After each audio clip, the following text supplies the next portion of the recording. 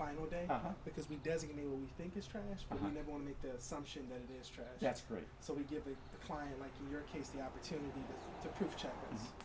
So it just safeguards the process. a little Yes, bit. that's excellent. So I'm really glad you do that, because when Ken gets out of the hospital and comes back home, he's going to say, "Where's my stuff?"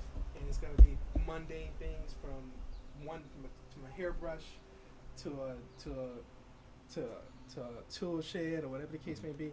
That's why these guys are trained to remember things, to keep their memory fresh, Mhm. and whenever they disturb things, to let someone else know, just in case they don't remember and they're off that day, somebody else knows. Mhm. But we don't make the assumption. We try to get as close as possible so that we can keep the process moving along. Mhm. But as you know, it's not 100% accurate. In most cases. It's I would say 98 or 99% accurate, but of course, if an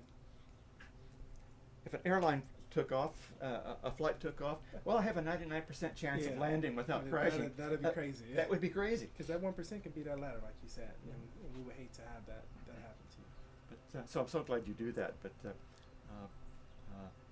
I hope that when Ken gets out of the hospital, when he comes back here, I hope that he can. This will be a restart. Yeah, settle in and a new habit. Yeah.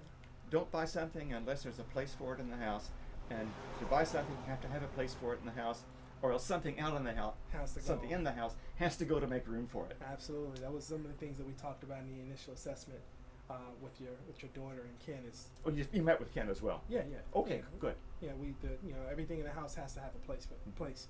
And a lot of times with the disorganization and accumulation and clutter, you're so used to doing things fairly unorthodox that when we get this process going, it sort of teaches you best practice for getting your brain back working to organizational placement. Mm-hmm. Things that you wash go in the sink, things that are clean go into the cabinets, dirty clothes go into dirty clothes hamper, things that over a certain period of time become neglected, become forgotten. So we try to reminisce on some of those things that most of us do instinctively. Well, for Ken, it has to be a start of a new habit, or else it's a waste of time. For 6 months or a year to be back like it was. Oh, absolutely. So it has to be a start of a new habit. Yeah, because the recidivism rate in these situations is extremely high. And what do you do to prevent the recidivism, Well, lower the recidivism? Once we get the transition done, we strongly recommend routine cleaning immediately. Mm-hmm. Once we get the routine cleaning put together, then we like to tell the clients to set